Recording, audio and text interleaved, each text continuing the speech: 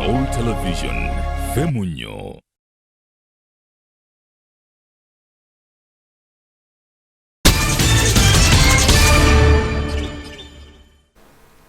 Yes, tukulisa mkawuli mkumulamu okumula wa Soul TV tukyagenda maaso kutunulira ensonga ate nga wezitambudde twagenza okumulamu nga tumaze okulaba ate empapula z'amawulire biziwandiise bingiko tubyogeddeko wano olwaleero enkya ate ka tugenda kwebweru w'eggwanga essaawa eno kutusoboka bannaffe aba BF Suma bano bakafuluma okukola empeke ezo eziyamba abasajja bw'oba olina mu prostate cancer oba owulira nga towulira bulungi genda batuukirire bajja bakuyambako ate okubanga weeyambako okufuna empeke ezo eza prostate capsules zijja okuyambako ate obanga okusa emyaka 4 n'okweyongerayo oli musajja genda ku ddwaliro erikuli okumpi bakebereko prostate mungiko ennaku zino naye bakebera nga bukyali ate osobola okuba nga otaasiba bisingawo genda ku www.galiwangoed.com oba kuba ku simu zino 0779944608 oba 0774456198 be banaffe aba BF Suma abatwala mu ssaawa eno emu ate kutuuka ku ssaawa 2 nga bagenda mu maaso kutuusawo obubaka obwo eri abaami ddala abo abatawanyizibwa oba abali mu bwerinde bw'okukwatibwa ekirwadde ekya prostate oba kansa oyo ow'ebitundu ebyekyama mu baami. Tugenda mu maaso kutunulira ensonga ez'enjawulo era bannaffe aba MTN kampuni y'empuliziganya MTN egenda mu maaso okwebaza gwe na kasitoma waabwe agenze mu maaso kubanga beeyungako bagamba nti thank you genda mu maaso okubanga okozesa enkola eya MTN mobile money ate n'enkola y'egula bundles ng'osinziira ku mukutu guno bagamba gy'okoma ogenda ng'obikozesa gy'okoma okufuna obubonero obwo obumanyiddwa nga MTN thank you points zijja kuyambako singa onobeera stack bajja kukuddiza ate obeere nga otambula ku mukutu nga tovuddeeko mu nkola eya voice bundles oba data bundles be bannaffe aba MTN abagamba nti everywhere you go ate nga bagamba nti amateeka n'obukwakkulizo mu nteeka eno byonna bigobererwa. Weewaawo Dr. Sam n'ayamba akugamba nti ekyokunywa kya Mukama n'ayamba kirungi nnyo abadde tannaba kukinywako kifune kigula nusu 10 lwokka olwa Uganda ate waliwo n'ekyokunywa ekirala ekya Headmaster nakyo kiri katale 10 era lwe weetaaga olwa Uganda okubanga weetuusaako ebyokunywa ebyo ebibiri byenjogeddeko okumanya ebisingawo Dr. Sam atuukikako era ojja mukubira ku simu zino wammanga zengendo okuwa musobole okubanga mwogeraganya okole okuwabula obuuze ekibuuzo oba embeera yonna gy'oyagala okubanga oyisaawo okumutuukako ejja kubanga emutuukako. Esooka eri 0757560047 ate namba ey'okubiri eri 078017 16 oye Dr. Sam n'ayamba atukolera ebyokunywa ebibiri ekya Mukama n'ayamba saako n'ekyokunywa ekya Headmaster. Mungeli malafa ba Alif Biodigester Company eno company empya nnyo ne technology empya gwerese mu kuzimba ebyumba ebinnya bine bya kabuyonjo bagamba nti basobola okuzimbira kabuyonjo mu kifo ekifunde nnyo 43 kyolina okukola genda wali kuduuka oba ku luguudo lwa Old Kampala ku Yuga Chick House omwaliro gw'okubiri awo room namba emu oba okuba ku simu zino 0755917324 okumanya ebisingawo basobola okuzimba kabuyonjo eyo mu kitundu kyonna kyolimu ku lukalu oba mu nzigota oba mu lusenyi kyolina okubanga obatuukako genda bugenzi gwa yeteekateeka oyagala kuzimba nnyumba z'abapangisa oyagala kuzimba ssomero oba ddwaliro tukira bannaffe aba Alif Biodigester Company bakafulu ate abalese technology mpya mu kuzimba ebinnya ebyo ebya kabuyonjo.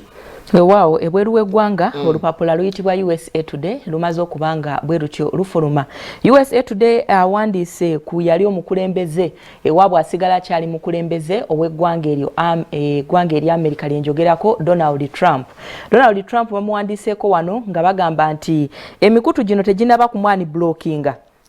era akyali wansi w'okukugirwa tasobola kutweetinga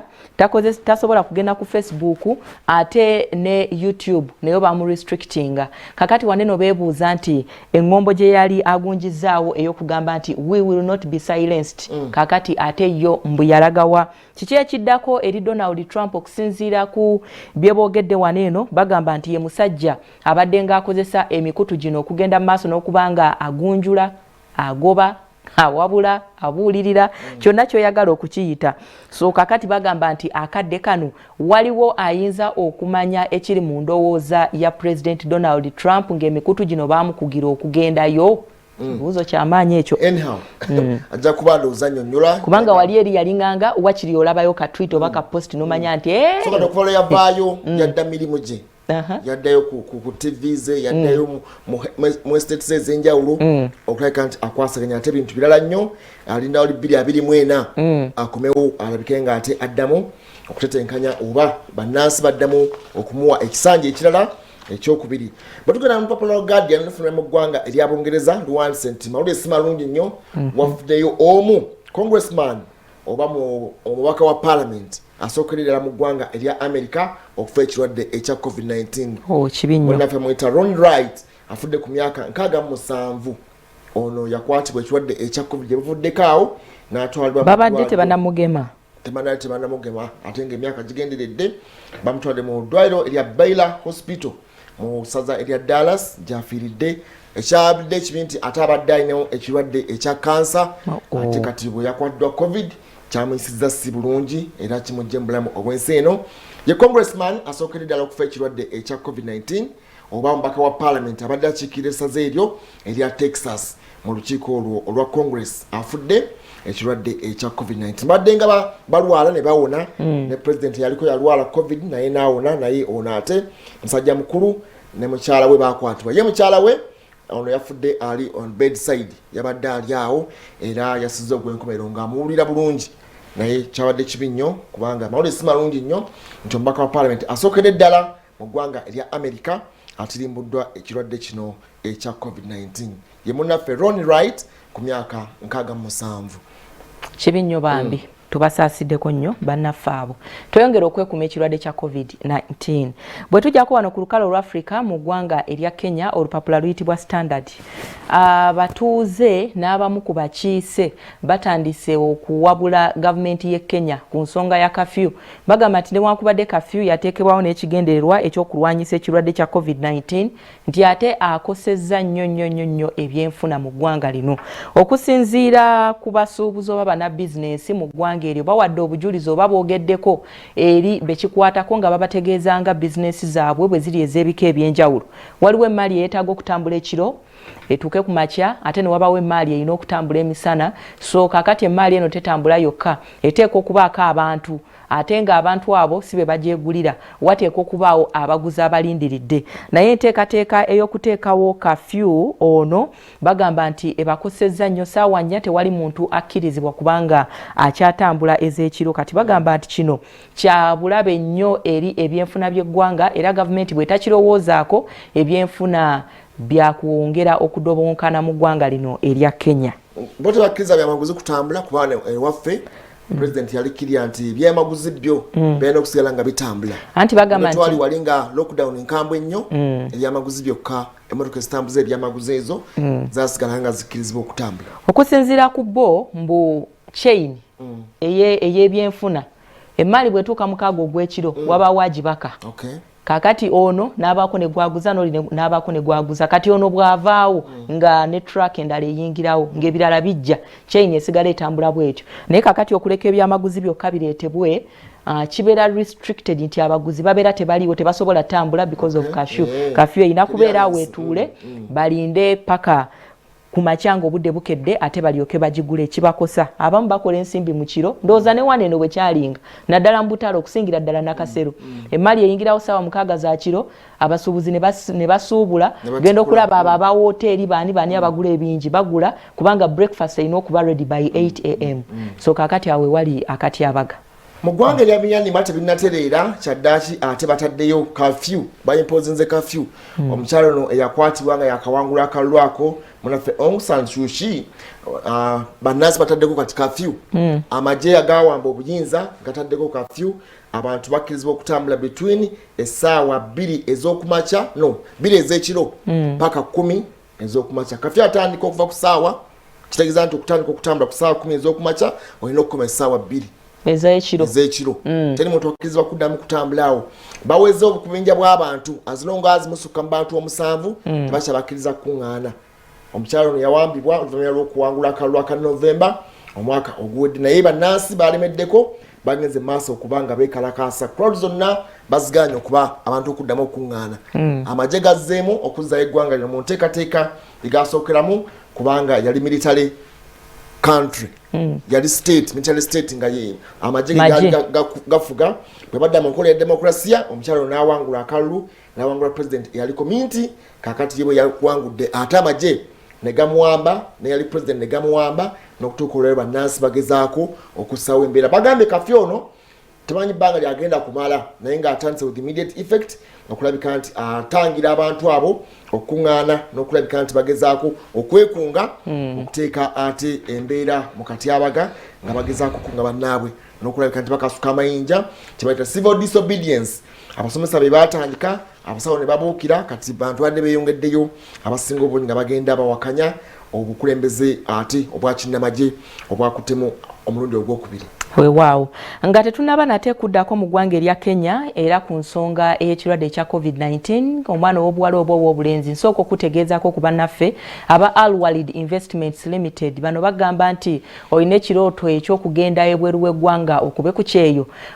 emirimu weegiri mu ggwanga erya Saudi Arabia osobola okugenda Abu Dhabi oba si kyo e Dubai ogenda okole ensimbi ng'ate omusaala guli mu $. Atalina passport bagamba nti obufaananyi butaano obutono obwo passport photos butaano gatako national ID olwo olumbe ate gwayina passport already ekyo kirungi nnyo bajja kuyambako okugoba ku mpapula ezisigadde n'okuyisaamu mu nteekateeka yonna okutwaliza awamu osobole okugenda okwekolera ku ssente ojja kola nga cleaner ojja kola nga house attendant ojja kola nga offloader ojja kola mu warehouse oba okole ku kisaawe ky'ennyonyi emirimu egyo weegiri okumanya ebisingawo ojja genda wali eri Nateete Busega oba si kyo ojja kuba ku nnamba zino wammanga zengendo okuwa bakutegeeze ebikira ku ebyo namba esooka y'abanafu aba Al-Walid Investments Limited eri 07 0M 79 54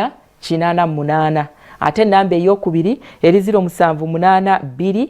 43 49 75 banafu aba Al-Walid Investments Limited bwe batyo bakoowodde omwana ow'obuwala n'omwana ow'obulenzi kakati mu ggwanga erya Kenya amawulire agavaayo malungi nnyo okusinziira ku ministry y'ebyobulamu egamba nti egezezaako okwetegereza amalwaliro sabbiiti 2 eziyise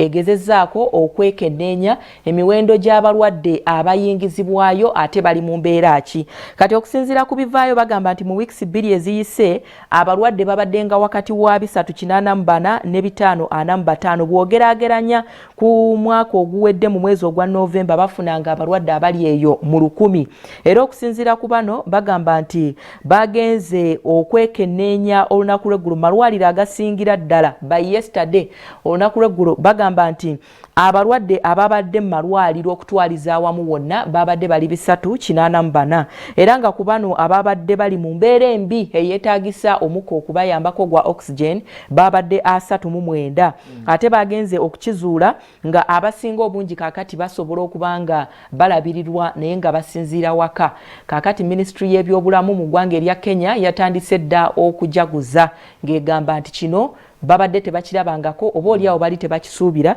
naye Mukama Katonda bw'atyo bw'akikoze nga tugenda okwegatta ku bannaffe ate abali ku nguudo katusobola tugira obubaka buno bannaffe abajo TV channels bagenda mu maaso okujjukiza nti gonda munnayuganda ali eyo osobola okufula TV yo oba osobola okufula essimu yo kati ey'omu ngalo nebeera nga mu lutimbe osobola okulabira ebintu eby'enjawulo osobola okulabirako emizannyo emipiira osobola okuwulirizaako radio singa obeera ogenze mu app store yeeyo n'odownloadinga app eno eyayo TV channels kyangu nnyo kubanga osobola n'okufuna ebirabo eby'enjawulo mitwalo 20 gigenda mu maaso okubanga gigaba buli lunaku eri abo abagenda mu maaso okubanga badownloadinga enkola eno ate nga gwali ku mukutu ogwa M10 bakugamba nti osobola okufuna omwezi mulamba nga gwa bwereere singa obeera downloadinze app eyo n'ogiteeka mu ssimu yo okulabika nti olabirako ensonga zonna ez'enjawulo Telemundo ebyemizannyo byonna kati omutimbagano gwo gugenda kubeera ng'ate guli ku ssimu yo ey'omu ngalo bagamba nti power is in your hands bannaffe abayo TV channels abagamba nti kati fuula essimu yo ate olutimbe gaggadde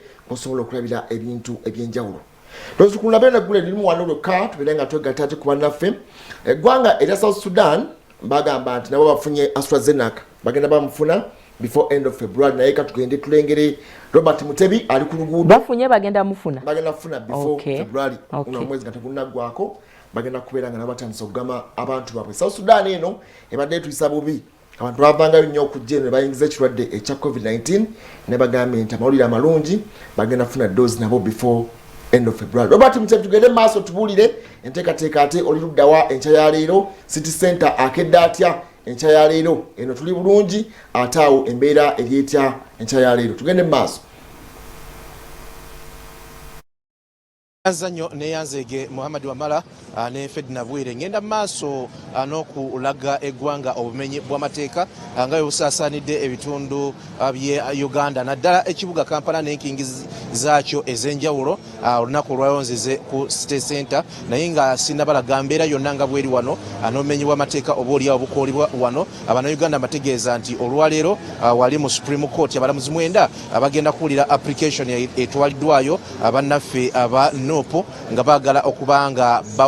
balina ate ensonga endala zibagatta ku mpaaba yaabwe. Wagenda kubeerawo ate okusika omugubu okw'amaanyi kubanga oludda olwa NRM lugamba nti tebagenda kukkiriza application yeno kubanga ereeteddwa leeti naye nga application yeno erina grounds endala 8 zibagala bagatte ku ziri 24 zibateekayo nga bawaaba main application yaabwe nga bagitwalayo. N'olwekyo kyetugenda okulayika ntulaba olunaku olwayo kyekiri wali ku Supreme Court abalamuzi 9 nga abakulirwa Alphonse Owinyi Dorosa abalamuzi bebagenda okubanga bawulira ate ka application kano aka mini application akagenda okulayika nti katwalwayo. Ebimu ku biri mu application yeno abaagala obaoliawo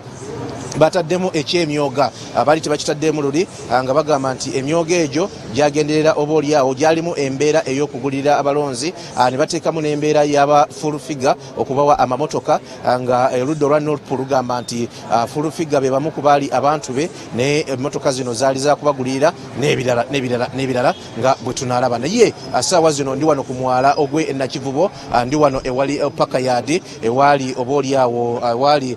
Pakayadi akatale naye nga bolaba kino kyekitundu ekimu kyoyinza okwogerako nti buli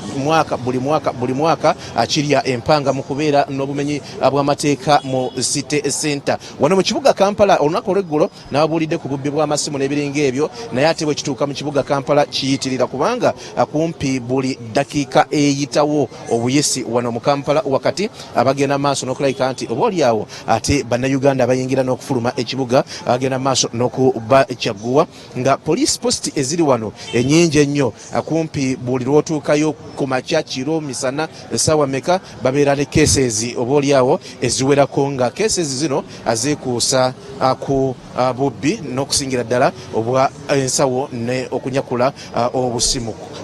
Police post eziwerako azasibwa mu kibuga wano wakati okulayika nti zikwasaganya embeera naye osigala weebuuza nti obaoliawo mulimu ki gwezikola. Ku Namirembe Road awo waliwo police post eriwo katono nnyo essaawa zino ndaba bannaffe aba KCCA abagenda maaso n'okuyita mu kibuga ezo emmotoka zaabwe ezogenda maaso n'okulaba abagenda maaso n'okukwata obaoliawo emaali y'abano abakeera okutembeeya oba okutundira ebintu ku bifo abatambuzi ku balina okutambulira. Jukira nti bwe twavudde mu kalulu ebikwekweto bya KCCA ne bitambula kati nga bwogenda maaso n'okulaba bakeera muno tebatambulira mu uniform ennaku zino kubanga batya obaoliawo kuba ategeera batambulira muleeya naye bakeddedde okulayika nti bakwata abantu bagenda maaso n'okulayika nti batunda ebintu wano nga bwe tugenda maaso n'okubalaga. Sayidi eno yonna tusanze abantu abakasuka maali mu myala kubanga olugikwatako ate eddamu kulabika naye nga tuzzeeko ku nsonga ey'obumenyi bw'amateeka n'okusingira ddala obaoliawo ebikolwa ebirimu obubbi olwaleero tubaleese mu City Center tubalage obaoliawo obunafu obutonotono kubanga mu kiseera kino abantu balajanye abantu bakaaba cases nyingi nnyo nnyene ddala eziri mu kibuga Kampala ng'abantu bagenda maaso n'okulayika nti batwalayo cases z'okubabba ebintu byabwe n'okusingira ddala amasimu nga buli poliisi kumpi olunaku eregisteringa emisango egisukka mu 3 naye nga eri ku level eya police post. Bw'otunuulira ekibuga waliwo wennyini essaawa zino wetuli opposite ne Jesco abamanyi ekibuga Jesco Beauty Center waliwo ka police akaliwo ddala ku paka empya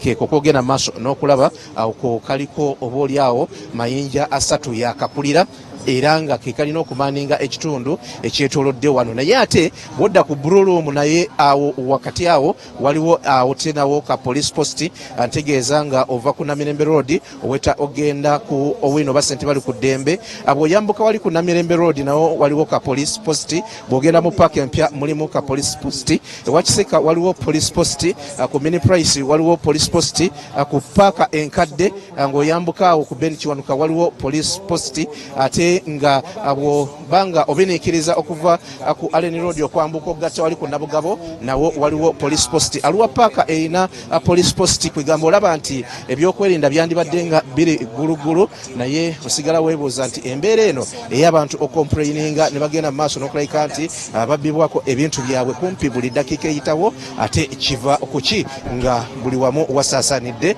abannaffe ab'ebyo okwerinda. Abannakampala bagamba nti obaolyawo poliisi essira eriteeka nnyo ku bantu nga abeekalakaasi okusinga okubakuuma n'ebintu byabwe nga bwerina okukola, ekibaleetera okuba nga buli ajja mu kibuga obaolyawo olina kutambula nga empale ozinyize, ensawo ozikutte n'ebiringa ebyo olw'embeera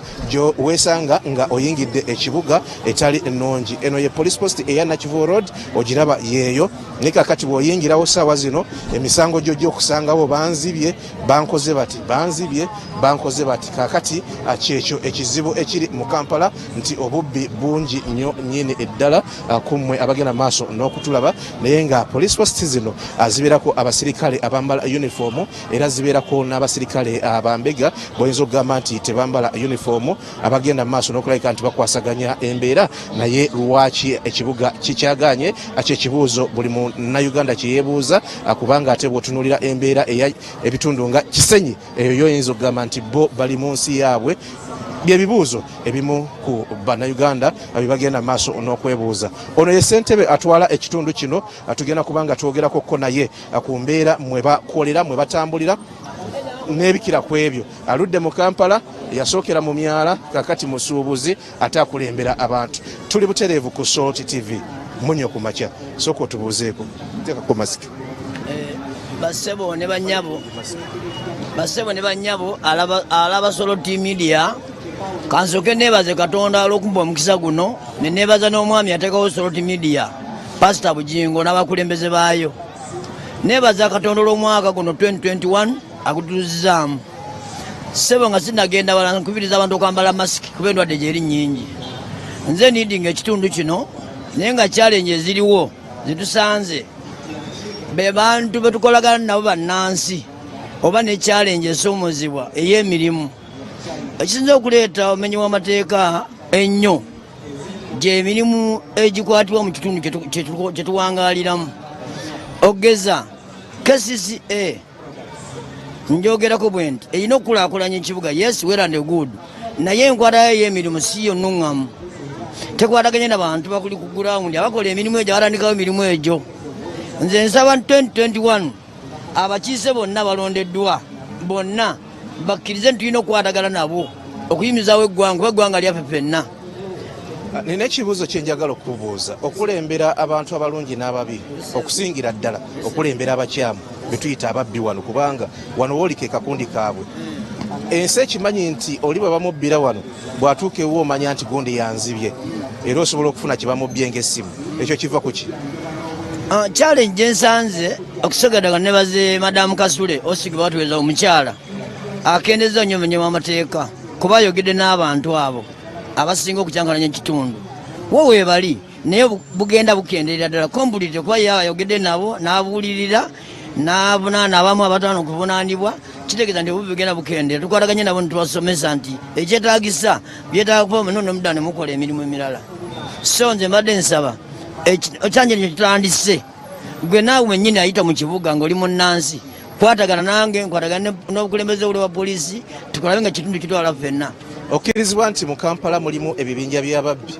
emisana tukunga bakola operations nga poliisi weeri eraba nga n'abantu balaba naye nga tebabakuba ku mukono.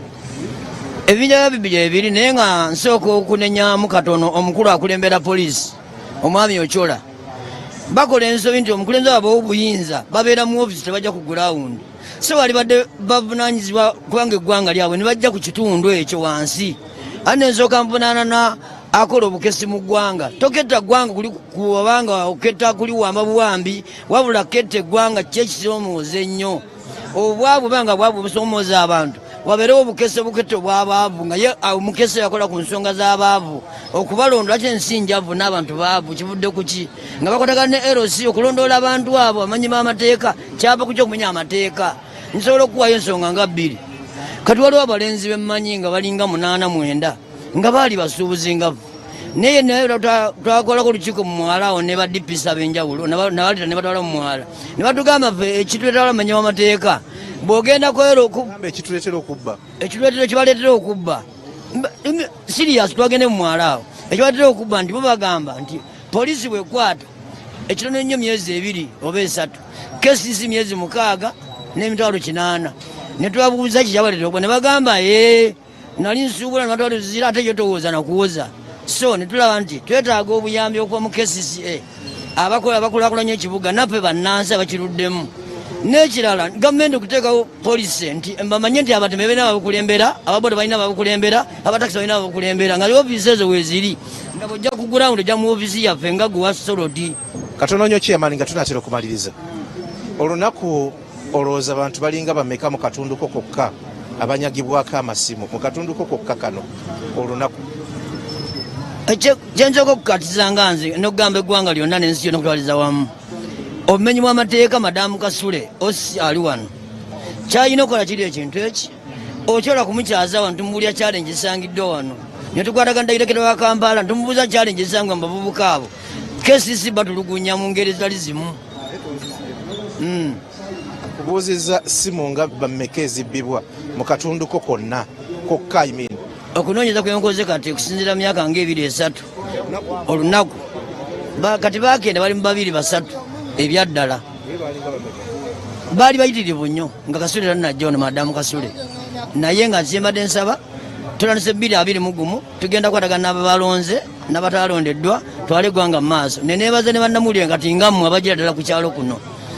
sinze nga bomusaala naye kambasabire Katonda babongeze ku musaala olwoozi bamukola omulimu gw'amaanyi mu challenge musanga tusomoozebwa nenkubira akulembera eggwanga lino omukulembeze w'eggwanga nti buli kitongola kiwe sekita yakyo abatembe sekita yaabwe ababoda sekita yaabwe abatakisi sekita yaabwe tujja kuwa omusolo Katonda abakuume amanyago amajja nga Saga Andrew nga nze nkulembera ekitundu kino nga ndi mukulembeze ate kuerosione nankulabe banzaala maanyi mitiyana tuyanza nnyo tuyanze ge akulembera akatundu akasinga okubeeramu ababbi mu Kampala ekyo ndowooza okikkiriza tasobola kukyegaana embeera bwetyo bweri nkugambye nti tuli ku bumenyi bw'amateeka naye nga ekibuga kyo ababbi bakola operations nga bwe baagala naye nkubalidde poliisi weziri wano wendi waliwo poliisi waggulu ku Namirembe Road waliwo poliisi wano ku Blue Room waliwo poliisi mu paaka mwennyini empya mulimu poliisi bw'oweta wano bwoti nga ovudde ku Allen Road waliwo poliisi bw'ogenda wano waliwo poliisi waggulu wano ku Mini Price waliwo poliisi bw'obiniikiriza n'odda wali waggulu ku paaka enkadde waliwo poliisi bw'ogenda ate wali waggulu ku Wilson Road waliwo poliisi bw'ogenda ku Arua Park waliwo poliisi Kiseka erina poliisi ate yo nnene nnyo buli wamu waliwo poliisi naye ki ekiganye ki ekiremesezza obubbi mu kibuga Kampala Mamadi Wapala ne Fedi Nabwire omuzindalo gubaddiza kaneyongereyo ate ndabe ebirala nga bwe biyimiridde ekibuga kyo kirimu abayayi bangi nnyo tugagwe n'omutambuze nyweza ensawo bw'oba oyita mu kibuga ensawo labanga onywezezza tolagajjalira bintu byo abaana bali eyo bakola abaana bagezi nnyo kuba ate mu kavuyo ako ak'okwisiŋŋanya ate mbagenda maaso kubanga batwalira ebintu ebyettunzi ate biyinza okubeera ebizibu biwandiiko biki yatwala katamanya amakulu gaakyo bw'atuukayo nga temuli kyajjamu ate ng'asuula ekitwalira akaseera akazibu okubanga ozzawe nakyo ogamba Fedde nga tugenda mu mulamwa gwaffe ate omulala kutugenda otunira omukyala leero ensonga bazinnyonnyodde bulungi nnyo batuzinnyonnyodde bulungi nnyo okusoomoozebwa kwekwo abakuumaddembe ensuubira nti bategedde ekyokukola kubanga okusinziira ku mwami oyo bateekwa okuba nga balina information bamanyi abamu ku biguruupu ebizoganya ekitundu ekyo so n'olwekyo abakuumaddembe katusabe bakole ogwabwe olunaku olwajja okulonda kwonna kwafunikidde mu ggwanga erya Uganda n'abo abataalonda akakiiko ak'ebyokulonda kabateereddewo olwajja okumaliriza enteekateeka yonna naye nga tugenda otunula olwaleero ke kabbinkano akaliwo ate okulonda sipiika ne deputy speaker agenda okuba nga akubiriza olutuula oba parliament eno y'omulundi ogw'11 omukyala Kadaga abadde speaker ebisanja bibiri abadde akubiriza parliament y'omulundi ogw'omwenda ne parliament y'omulundi ogw'10 ate nga deputy speaker mu parliament ey'omusanvu ne parliament ey'omunaana era ekubirizibwa munaffe vice president akadde kano Edward Kiwanuka Sekandi. Kakati akabbinkana kagenda maaso keeko okulonda ani agenda okubanga amumyuka akadde kano kubanga kati kisanja ekya Jacob Oulanyah omumyuka kigenda kubanga kiggwako mwezi ogw'okutaano ate naye ekyo kigenda kubanga kiggwako era mwezi ogw'okutaano. So far twakamanyako abantu nga bana abeegwanyiza entebe ya speaker emukyala Rebecca Alitwala Kadaga yategeeza nti agenda kubanga akomawo ate n'omumyuka yennyini Jacob Oulanyah agenda kubanga naye akomawo kumwesimbako gattako omubaka w'ekira municipality Ibrahim Ssemujju Nganda ate n'omupya nnyo yakajja ow'ekibiina ekya NUP naye yavuddeyo n'agamba entebe naye ayagala kugyepikira agyegwanyiza ye munnaffe omubaka owa Kawempe North Muhammad Segirinya oyo bwe tuba tumwogera tumugumiza kubanga yakajja mupya wankizo oba oliawo ate nga yosooka kwesimbawo kuba speaker obwa KCCA ate kyekisimbibwako munnaffe Kawali Abubeka ate n'omukyala oba omwami munnaffe Burhan Byaruhanga bagenda maaso kubanga wangula ebifo ebyo ebya speaker owa KCCA. Awo tutuuse olwaleero okusinziira ku article y'ekinanamu oba ennyingo y'ekinanamu ya ssemateeka ewa enkizo okulonda speaker ne deputy speaker. Speaker bw'aba alondebwa okulonda okukubirizibwa Ssaabalamuzi w'eggwanga erya Uganda kati mu kiseera kino munnaffe Alphonse Awuny Doro oba omulamuzi yenna gw'anaaba alonze ogenda maaso okukubiriza okulonda kwa speaker. Ate deputy speaker yennyini abeera alondeddwa yakubiriza okulonda okwa deputy. Koko deputy speaker bo bangi abavuddeyo sofa munnaffe Anita Amongi omubaka w'Ebukedea, Muhammad Nsereko wa Kampala, munnaffe Fox Odoi, munnaffe Jacob Oboth bangi abavuddeyo, munnaffe Sekikubo bangi bonna bavuddeyo, Tayebwa bangi balinga mwenda wetwogerera n'omubaka omupya kati eyakajja owa Makuta South munnaffe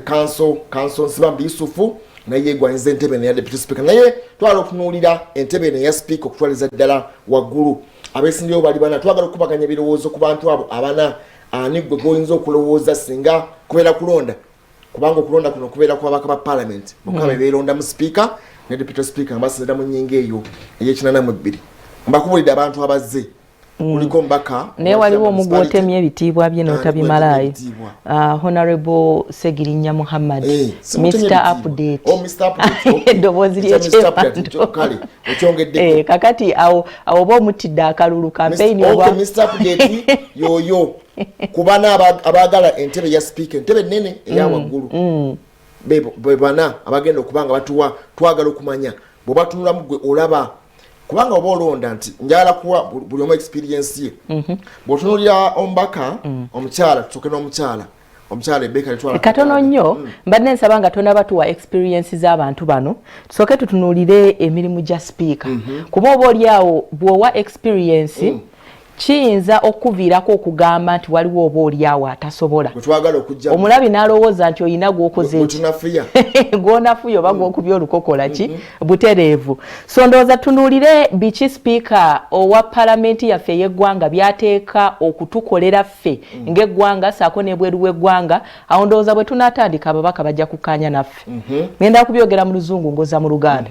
tubigayegayemu mpolampola. Wano bagamba nti speaker receives dignitaries and high profile visitors to parliament. Afuna abagenyi abakukunavu oba abakungu okuva mu bitongole ebyenjawulo n'enjawulo abasava abanene ababba receiving on behalf of parliament. Kakati wano bagamba nti speaker conducts interparliamentary relations nti yakwanaganya parliament eno yaffe na parliament endala obanenjawulo egyo tuli ku mirimu gya speaker. Speaker gwe twogerako agenda okulondebwa alina okubanga akwasaganya issues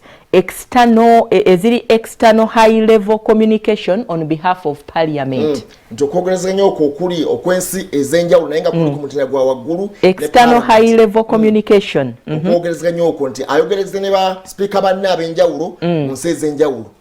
on behalf of bakulu ba parliament yaffe ya Uganda. Ono alinkinga parliament with the executive. yakwanaganya parliament ate waikiri oba essiga erikulembera eggwanga. Oversees the functioning of the parliamentary service through the clerk to parliament. Nti yatunuulira enkwasaganya oba entambuza y'emirimu ng'ayita mu clerk wa parliament.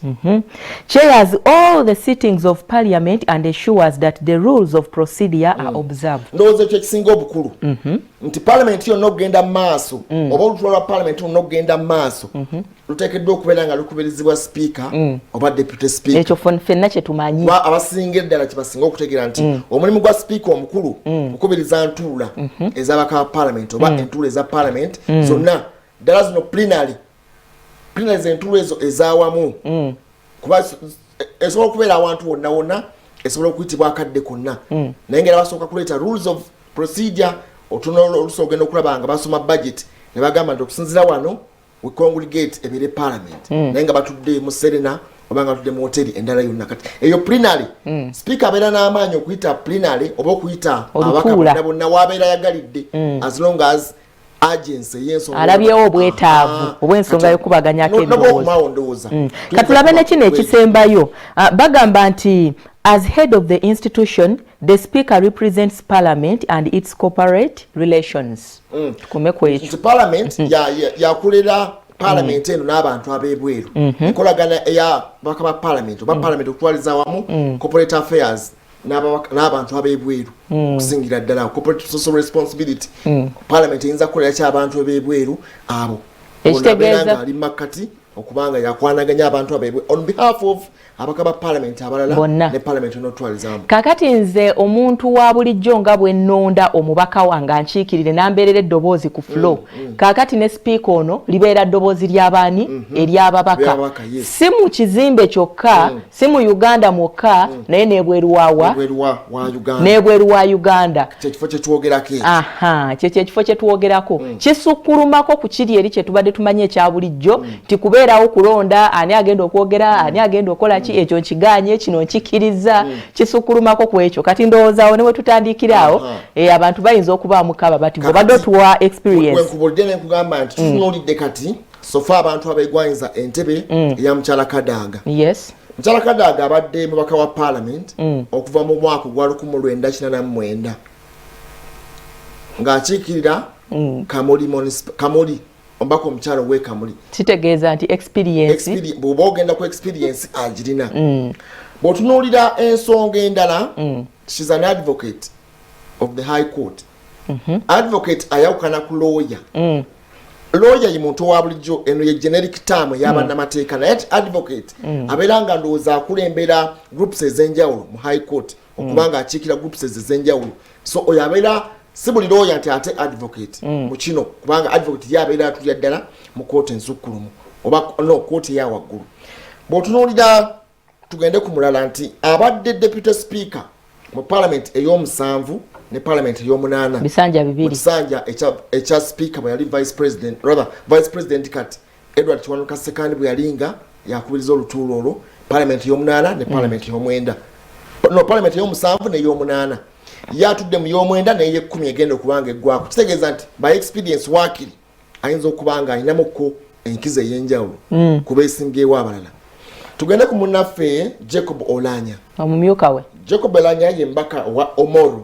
Omoro kirimu Acholi jukira nti speaker Rebecca Litwala Kadaga munnamateeka omutendeke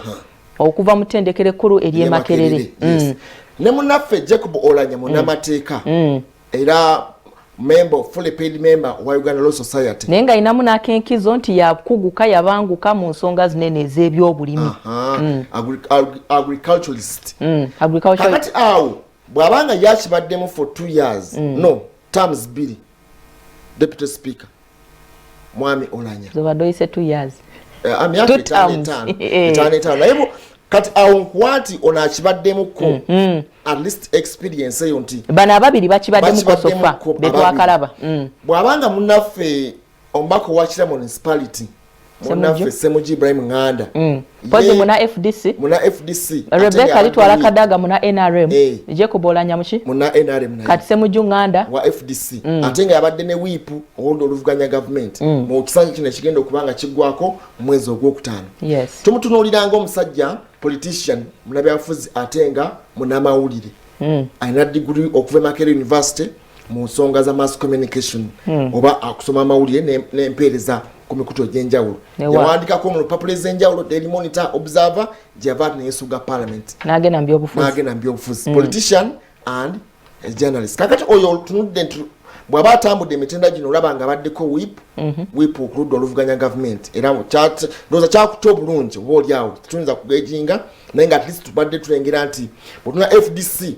nga leader of opposition nti mu politics abadde atambulira mu muyaga mu politics alabye okusoomoozebwa alabye ate ngera ne experience eno nti ekibiina ekya FDC yakyogerera wetwogerera yakyali spokesperson wa FDC katulese munnaffe Muhammad Segirinya bwabanga ddala byayogedde abikakasa nga agenda kujja otunulidde engato z'abantu bagenda okubanga Muhammad Segirinya naye munnamawulire ayina diploma ye mu mawulire ati mbadde nkyakujira musajja yezi ate obadde nga concludinze noga ati engato zazzemu ne tugamba Segirinya waffe yatandikira musajja neyezimba mpolampola ebitundu ebye Masaka eyo nasoma mpolampola nasoma primary nasoma najje bwayise atandika okwezimba mpolampola yerandiza mpolampola akuba essimu ze mpolampola yezimba yengaye yegatakatofali mpolampola agenza afuuse kansala mu kuba kansala agenza yesimbyewo kuba speaker obwa KCCA gye yavudde n'addayo ne yesimbawo kubaka obwa Kawempe North ate abatunzi ne kuba speaker mu KCCA ng'ovuddeyo mangu byali bitya kati era byaliyo buli yafuna ndowooza kamu bubiri si ndowooza kaali kamu akalulu kaali kamu ate ne agent wayinza obba teyamulonda ba agent baali babiri naye teri yadde yamuwa mbu n'abalya ssente ze tebamuwa wetuzeewo twagala okutuusa nti entebe eno ey'obwa speaker kifo kya nkizo mu ggwanga erya Uganda era kidimandinga respect naye nga by numbers nkugambye nti by numbers mpozi kati Segirinya muna NUP yava mu FDC NUP yalese ababaka 61 oba 62 pase kitegeeza nti abalina okunoonya amaanyi ag'enjawulo okulobinga ku babaka bano 332 ab'ekibiina kya NRM kye baleese bo abazze bogatta direct MP omukyala baani NRM yaleese abantu 332 kati gattako ababaka 34 aba FDC balina nabo okulobingako ogatteko ababaka 61 aba NUP ogatteko omwenda aba DP ogatteko omwenda aba UPC ogatteko omu munaffe Asumani Basalule wa Jema ogatteko n'ababaka 77 abazze ku bwabo kati awo yeetaaga okulabika nti ekibalo kinene mukko ku ddala abagenda okubanga baddira bombi ne Semuju Nganda Ibrahim naye yeetaaga ekibalo nga kyamaanyi mukko okulobinga namba zino ez'aba NRM okudda ku sayidi yaabwe kyono kikatinga across ne kuba n'abaagala okubeera abamyuka baba speaker bano okuli omubaka ow'amasekkati Muhammad Nsereko okuli munaffe Siodo Sekikubo okuli omubaka w'Ebukeddeya Anita Amongi okuli Tayebwa n'abalala sofa muwendo kati bawezenga mwenda abegwanyiza entebe ey'obwa deputy speaker oba omumyuka w'omukubiza wa parliament kati awo ye kibalo oyo ali awo okulabika nti batambuza naye nga twagadde kukubira torch gwe naawe olabemu omubaka gwasindise oyinza mwongera mu maanyi ki kwakati kino kikyali kuggwe ng'omulonzi kiri mu baka ba parliament kuba kati ekigenda maaso kati kwe kwekubira obusimu kuba balina caucus z'enjawulo Buganda caucus waliwo Eastern caucus abava Mambuka caucus kati ezo caucus kubayitamu kwogereza nabo weeza ka text mukubira akasimu omulobing okulabika nti wali naye tutunulire Muhammad Segirinya azze yezimba tumulabe nga yezimbye n'atambula okutuuka waatuuse naye bw'abanga ddala ajjeyo obwanga okwanganga abantu bano otubuulidde n'otulaga speaker abeera yenkanawa ndowooza ekyanguyira baspeaker bano bw'obanga olinamu ensonga y'amateeka oyanguyirirwa okubiriza kubanga ebisinga byonna rules of procedure byonna oba olifaringa ku tteeka kuba palamenti yaffe era etteeka kukuuma constitution eteeka ku protectinga yes naye okutwaliza awamu bwe ntunulira abantu bano banasofa betwogeddeko akalulu akekyama kali so tricky omulundi guneno tufunye abakulembeze betwali tetusuubira ani yali asuubira nti Grace Segirinya anayitawo kubwa MP Segirinya Muhammad antu inaffe tulina Grace eka mukulu Segirinya Muhammad ani yali akisuubira ani yali akirowoozezza nako nti asobola okufuuka MP oba oliawo kubanga ne bwe yagenda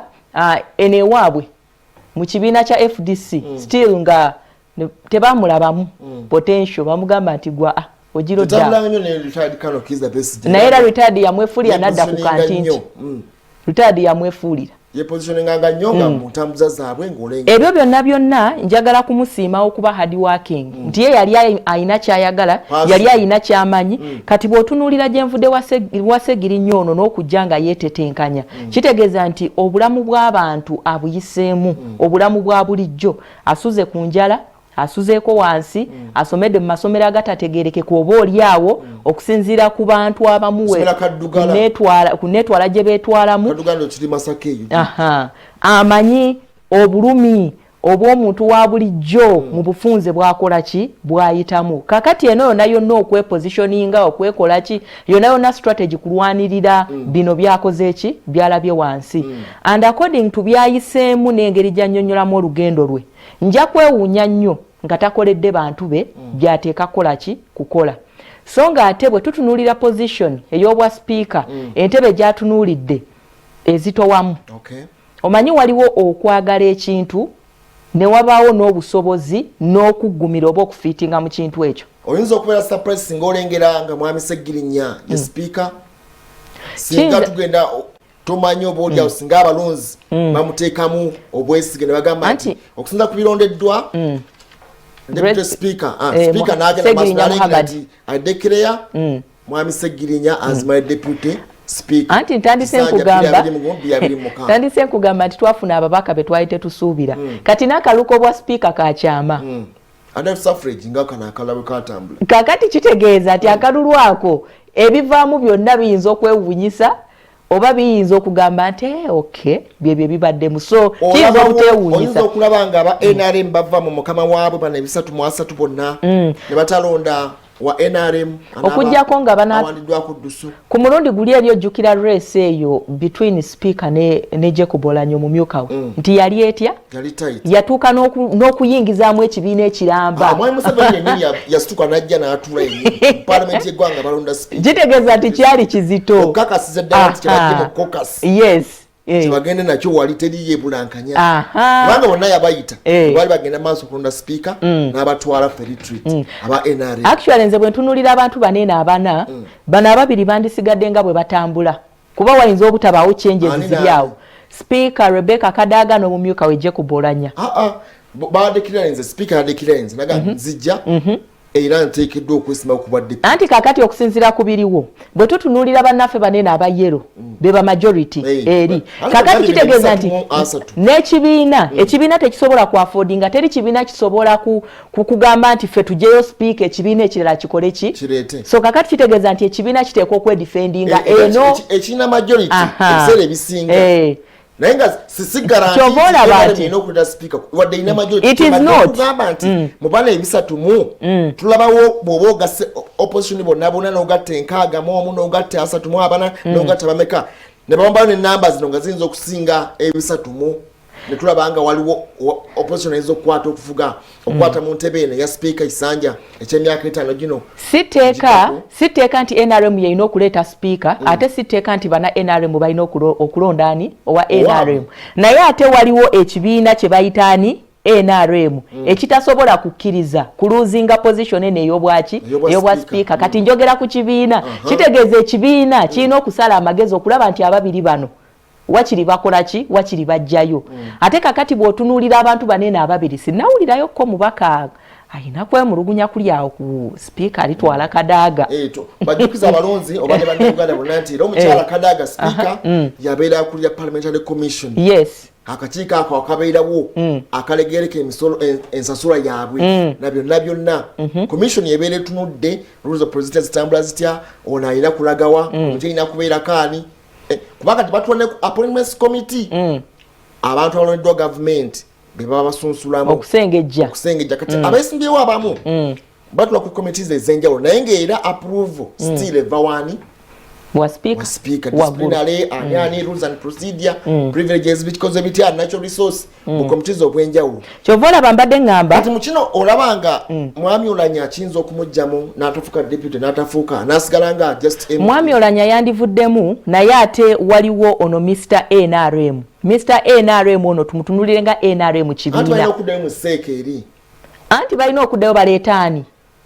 seeka erondaani ani gw'olabamu embavu simanyi mwami Tango Doi balina sooka mwami Tango Doi n'abatwala mu kakiiko ak'ebyokulonda ne bagenda mu seeke neekola ki nega nti ono gwe tusibiddeko kane bagenda ne balonda kati mukyala kadda anti asipanawo katunuulire abantu abakiinamu interest oba oliawo abakirinamu kubanga kyemmanyi nti NRM tesobola kugamba nti kakati ffe tutute ku kya speaker ate deputy kabeere mukuluse mujju kakati bw'aba agenze ku kiri mpozi ng'asazeewo naga nti ate kati am withdrawing okuva ku kya speakership ze ku deputy speakership anti kakati kijja kusinziira bali bwe bagenda eri ne beekolamu oba oliawo omulimu ne bagamba nti owange kakati kino kakikole kyogenda okulaba ng'ono abadde avuganya ate ku kyakuno ng'afuuse eki anyhow akadde kaweddeyo naye nga tusibula abantu obudde bugenze tulabike nga tulekera Apollo ajje tugende mu maaso n'ebyobukulembeze n'ebivuzo mukulu Muhammad Segirinya njagala kumusiima nnyo okwekkiririzaamu okumanya kyayagala n'okubanga ye kariya ye newankubadde ebibaddewo byonna nga teyagenda mu maaso nakola kinakugwamu maanyi naye nze ndowooza nti waliwo wootuuka nga bwe bakuwa particular post oba nga waliwo wootuuka ng'omulimu gwe bakuwadde ng'olaba nti ate gugenda kussa wansi ogwo ogudoojinganga n'oguleka okusinziira ku binnyonnyoddwa sipiika biki byayinza otukolera nze ndowooza nti mukulu Segirinya akyetaaga okutuulako wansi mu parliament asooka stadingeyo kale wakiri ekisanja kino alyoka adde ku kisanja ekiddako naye tubaagaliza okulonda okulungi ababaka ku mulundi guno obululu temubutta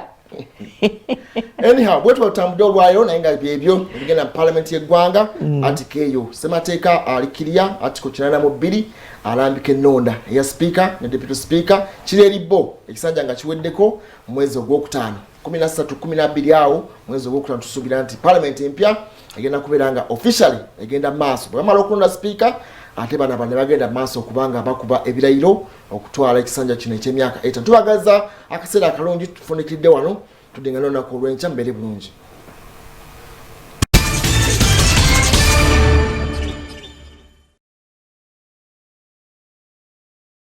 Omunnyo ku makya gukutuusiddwako BF Suma bakuleetedde prostate relax capsules eziyamba akawago obutagaziwa oba okufunda okumanya ebisingawo tukubireko ku 0704 999 46 08 oba 0774 45 61 98 oba tutuukirire ku mukutu gwaffe ogwa